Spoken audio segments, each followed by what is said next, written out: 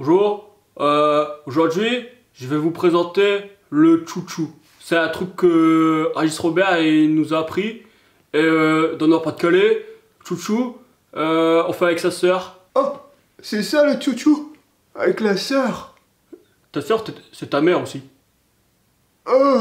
Salut les cinéphiles de l'extrême et bienvenue pour cette nouvelle critique à l'arrache où je vais... Faut pas oublier. Si. Où l'on va vous parler d'une série qui est déjà arrêtée depuis bientôt 10 ans, hein, parce que j'ai fait découvrir Nerds à François. François a bouffé Nerds en 3 jours. Ouais, enfin après, il y a quelques mois, il y a plusieurs mois de cela, quand j'étais chez toi. On avait vu la saison 1 il y a quelques mois, et en fait je lui ai dit bah maintenant tu regardes le reste tout seul. Et il l'a jamais fait, et du coup j'ai dit bon bah tu sais quoi, je viens chez toi et on va mater tout ça. Moi j'en suis peut-être à mon 4e visionnage, dont un visionnage en live avec sur le Twitch de Davy, ce qui fait qu'il nous a appris plein de trucs sur le tournage, les petits secrets et tout. Donc moi je suis rodé. Là-dessus, pas de problème, je commence à... Nerds, j'en ai bouffé. Et donc du coup, je me suis dit, bah on va en parler un petit peu parce que ben c'était une série à voir, c'est une série qui est facilement visible sur internet et qu'il faut voir vraiment parce que c'est un objet complètement loufoque en fait, avec de l'humour... de l'humour pipi caca, de l'humour sur l'avortement, sur les meurtres, sur la consanguinité. Sur le suicide aussi. Enfin, plein de joyeuseté. Voilà, que des trucs tellement politiquement incorrects que ça n'irait jamais en télé. Sauf sur No Life. Merci beaucoup les amis. Ça fait toujours plaisir. L'histoire c'est celle de 4 colocataires, donc on a... Comme mes doigts. 4. Bon, donc oui, 4 comme ses doigts. Donc 4 colocataires, on a Régis Robert interprété par Davy Mourier, on a Dark qui est... putain mais tu vas juste faire de la merde en fait toute la vidéo quoi. Ouais, désolé. Donc 4 colocataires qui vivent ensemble. On a Régis Robert qui est un peu teubé, Dark qui est le no-life qui vit chez lui et qui clairement se fait payer le loyer par les parents. On a Jérôme qui fait l'élitiste, Godard et tout. Bon, ça, on doit en avoir dans le YouTube Game. Hein. Bon, pour l'instant, j'en ai pas en tête, mais ça doit exister. C'est peut-être moi. Et on a Camille qui est la meuf un peu, un peu teubée. Un peu, ouais. Mais ils sont tous teubés hein, à leur manière, hein, mais elle, c'est la conne de service qui kiffe Undo Stress, tu vois, et qui comprend rien à ce qui se passe, clairement, parce qu'il y a trop de tension. Ouais. Donc on va suivre leurs aventures sur 4 saisons, hein, si je dis pas de conneries, il me semble que c'est 4. Ouais, c'est 4, c'est 4. Ouais, 4 saisons, donc on va les suivre et puis il va se passer plein de choses, les personnages vont évoluer. Ça me rappelle aussi, dans la manière de voir les personnages évoluer, ça me rappelle un peu The Office. J'étais à fond dans The Office là récemment, mais c'est-à-dire que ce sont des personnages qui vont évoluer. On est là, on te les présente comme quoi ils sont là pour faire rire, surtout la saison 1, où clairement c'est vraiment juste le rire pour le rire. Et puis, au fur et à mesure, comme The Office, tu te rends compte que c'est plus que ça.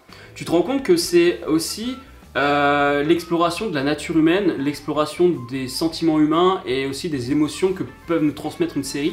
Et Nerds, contrairement à ce qu'on peut croire, on passe vraiment par toutes les émotions. François, à la fin... Il a pleuré. Voilà. Très fort. Et François, des fois, quand il y pense, son petit cœur qui se brise. Alors je dis pas, moi la première fois que je l'ai vu, ça m'a fait mal au cœur aussi. Bon, j'ai pas pleuré, mais c'est vrai qu'à chaque fois que je revois la fin, ça me fout en vrac. Ouais. Mais François, il a mis... T'as dormi tard quoi, t'arrivais pas à le coucher quoi. Je peux me coucher. Putain. Il avait la fin en tête, il en pouvait plus tourner en rond. Et c'est dire justement à quel point les personnages, ils sont bien développés et ils évoluent, c'est-à-dire vraiment qu'ils stagnent pas. Tu vois, c'est pas Tony Stark après Iron Man 3 qui finit toujours par rester le même gland-gland. Là, clairement, même Régis Robert, qui aurait pu croire que Régis Robert serait un personnage qui aurait une évolution, mais finalement, il prend des responsabilités à sa manière, bien sûr. Jérôme, il passe par plusieurs phases, c'est un personnage qui essaye de se trouver en fait, qui cherche son identité. Tous à leur manière, ce sont des adolescents en fait. Ouais, puis bon, pour revenir sur Jérôme, que on déteste tout le temps pendant au moins 3 saisons, en fait, on finit par avoir énormément d'empathie pour lui. Oui, oui. Pas tout le temps. Tout le temps, oui, parce Pas que tout des le fois, temps, parce que parfois je veux lui mettre des claques dans sa gueule. ouais. Mais c'est vrai qu'il y a ça. Après, évidemment, la série n'est pas parfaite. Je me rappelle dans la saison 2, c'est la 2 ou la 3, où t'as Dark qui est en prison. Camille et Jérôme sont tout seuls chez eux. Et donc, les passages de Régis dans les bois, c'est super drôle.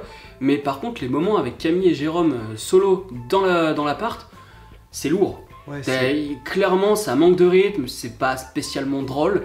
Et on n'en apprend pas plus sur eux. Donc, la série n'est pas parfaite, mais c'est des petites babioles comme ça au milieu d'un truc tellement bien foutu. Peut-être pas bien foutu visuellement, parce que parfois, oui, c'est maladroit, mais attends, faut quand même remettre dans son contexte. Le truc, il y avait zéro budget, il y a que la saison 4 qui a été produite par Ankama, tu vois. Enfin, ils ont fait ça tout seuls chez eux. Et il y a quand même des prouesses techniques et des prouesses inventives aussi. L'épisode où Régis Robert se rend compte qu'en fait, Nerds est une série. Ah ouais. Et donc lui, il se dit, ok, mais moi je suis Régis Robert et tout le monde l'appelle Davy. Et du coup, il comprend pas. Et il y a cet épisode-là où c'est ouf. L'épisode musical. Oui. Et l'épisode musical, on passe vraiment... C'est encore un bel exemple pour vous dire qu'on passe vraiment par toutes les émotions avec cette série. C'est que là, l'épisode musical, autant Régis Robert, c'est des bars avec Pim Poum Aya Aya, le ninja, la ouais. kick, le Père Noël s'est suicidé. Mais autant, quand on a Dark qui chante sa chanson, puis Camille qui chante la sienne, et ensuite les deux se réunissent, ça fout les frissons. Ouais, ouais, t'as l'ascenseur émotionnel, il monte bien. Ouais. Comme ma kick. Comme un cake. Mais après, je pense que ça, c'est un peu le propre des web-séries. Tu vois, au premier abord, t'as l'impression que c'est fait de briques et de broc, il y a plein de trucs qui sont entre guillemets pas bien faits. Et en fait, c'est ce qui fait un peu la force. Parce qu'il y a vraiment énormément d'inventivité. Oui, Du scénario, des c'est- prises de vue. C'est souvent comme ça, hein. Tu prends...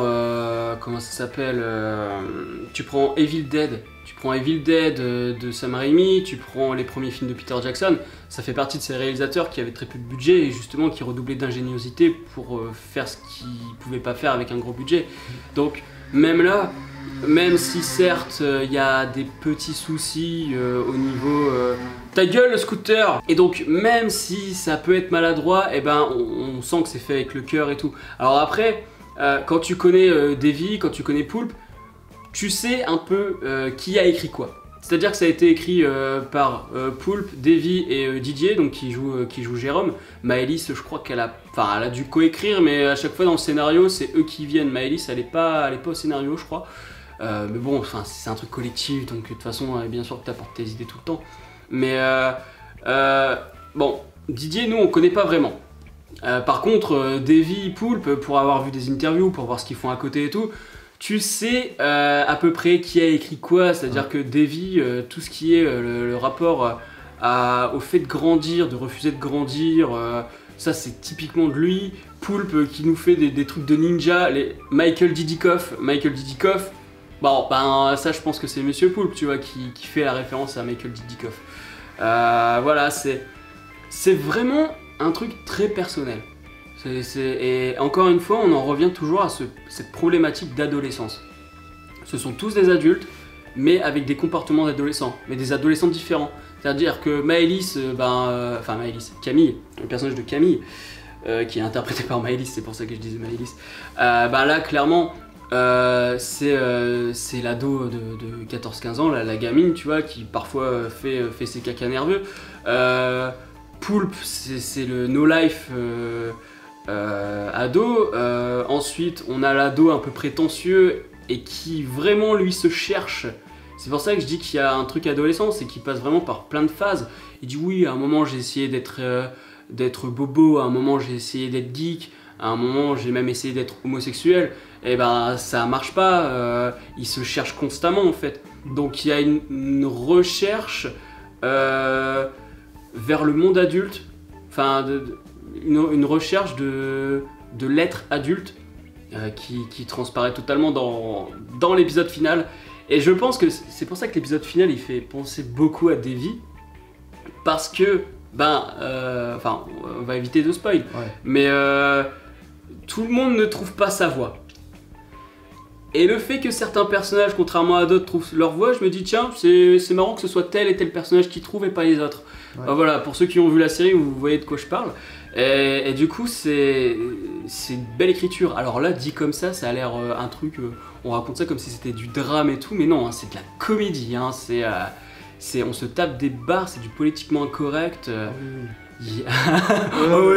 Non, et puis surtout en fait ça part tellement dans la enfin régulièrement en fait à chaque fois on s'amuse enfin moi je m'amuse à claquer des phrases du film de la série quoi, genre ça va vite Oui, c'est vrai que là depuis quelques jours à chaque fois qu'on dit un mot, des moments je fais ah ça va vite, mais juste qui n'a aucun rapport, et ben d'un coup on fait ça va vite. Et du coup ouais, c'est nous, voilà, on va pas en dire plus parce que c'est vraiment une série qui est à découvrir telle qu'elle. Comme on vous dit, il y a vraiment des grosses idées de mise en scène, même si c'est fait avec un petit budget, c'est fait avec les moyens du bord, mais c'est quand même fait, c'est quand même assez ouf. Tous les acteurs ne jouent pas toujours bien, hein, faut pas non plus déconner, hein, il y a des acteurs amateurs qui débarquent, il y a des guests aussi, hein, il y a Marcus notamment dans la saison 1 ou 2, il y a le moment au village de Régis Robert qui est juste incroyable. En plus, ils ont eu un budget grue sur celle-là, tu vois. Il y a une grue. Vraiment, on vous invite à voir la série. Si vous l'avez vue, je pense que vous l'avez vue pour la plupart. Mais si vous voulez la voir, il suffit d'aller sur YouTube. Il y a la chaîne YouTube Poulpe et Davy, où en fait on retrouve tout. Donc Karate Boy, si j'ai une note à lui donner sur Captain Watch, c'est génial. Génial parce que, comme je le dis, même s'il y a des petits défauts ou quoi, ça reste une putain de série avec des personnages charismatiques, des personnages qui ont vraiment une grosse évolution. Certes, il y a des moments un peu vides, il y a des moments un peu longs, il y a des épisodes qui sont pas nécessairement ouf, ou ça va pas te faire trop rire, tu te dis bah pourquoi cet épisode existe, mais la série peut pas être parfaite du début à la fin non plus. Donc génial parce qu'il y a tellement de choses, c'est tellement riche sur l'écriture des personnages, sur la mise en scène, sur tous les petits les petites idées de mise en scène pour essayer de contourner le fait que t'as pas de budget. Enfin voilà, c'est fait avec le cœur. Donc moi je peux lui mettre que génial. Et toi François? Moi plutôt peut-être juste très bien parce que y a Non, ça va. Parce que ça paraît, enfin c'est une super série que je vais me remater régulièrement, je pense. Mais enfin en fait il y a aussi des moments en fait où il y a des moments où moi je me suis un peu fait chier. Surtout au début en fait, j'ai eu un peu du mal à accrocher. Après, et puis la saison 4 aussi. Ouais, le début de la saison 4. Le début de la saison 4, on sent qu'ils se cherchent parce qu'ils n'ont pas écrit de la même manière, c'est-à-dire que là c'était 2 semaines de tournage. Si je dis pas de conneries, donc ils ont dû tout écrire à l'avance. Là où en fait les saisons précédentes, ils écrivaient au fur et à mesure chaque épisode. Et là ils ont dû tout écrire à l'avance, ils ont dû tout tourner à l'avance, donc c'est pas du tout les mêmes conditions. Et on sent qu'au début, ils se cherchent et on sait pas trop où ils vont. Donc voilà, vraiment le bémol c'est le début de la saison 4 pour moi. Ouais. Bon, moi j'ai eu un peu du mal avec le début de la saison 1, j'arrive. Ouais, mais ça c'est normal. Ouais. Mais après, ça reste une excellente série, plein de phrases iconiques à lancer en soirée ou en journée. Peut-être pas tout non plus, hein, parce que le coup du chouchou, des trucs comme ça, non, faut peut-être pas déconner. Ouais, faut peut-être pas déconner. Mais après, excellent, et ça va faire partie des œuvres cinématographiques, enfin c'est une série, pour moi c'est... les œuvres vidéo qui vont me marquer, en bien et en mal. Parce que la fin... J'ai eu du mal. Voilà, il a pleuré comme une merde, et donc, si la vidéo vous a plu, n'hésitez pas à mettre un petit pouce bleu, à la partager sur les réseaux sociaux, à nous dire en commentaire si vous avez vu Nerd, si maintenant vous avez envie de la voir, vraiment si vous l'avez jamais vu. Dites-vous bien que les premiers épisodes, voilà, c'est comme Le Visiteur du Futur, c'est comme n'importe quelle web-série, ça a un peu de mal à démarrer. Noobs, c'était pareil, hein, regarde les premiers épisodes, ça n'a rien à voir avec ce qu'ils ont fait par la suite. Donc, si t'es réticent, fais l'effort d'aller un peu plus loin que les premiers épisodes. Contrairement à The Witcher où là clairement ça sert à rien parce qu'on sait que c'est de la merde. Lisez les livres, c'est mieux. Je t'invite à me rejoindre sur Captain Watch. Dessus tu pourras voir mes notes, ce que j'ai envie de voir, tu peux me lancer des défis et voir mes pitchs de films et séries. Retrouve aussi mes vidéos dans ton fil d'actualité et dans les fiches de films et séries. Si tu fais des vidéos sur YouTube et que tu parles films et séries, n'hésite pas à me contacter pour ajouter tes vidéos sur Captain Watch, je te donnerai les accès. Abonne-toi à la chaîne si ce n'est pas encore fait et n'oublie pas d'actionner la petite cloche pour être alerté des prochaines vidéos. Bref, salut! Aïe! C'est le cri du ninja. Bim, poum, aïe, aïe. C'est le cri du ninja. Je suis casseur de rythme. Ah, mais ça restera au montage, encore une fois. Je suis désolé, encore une fois. C'est François, c'est pas moi. Ouais.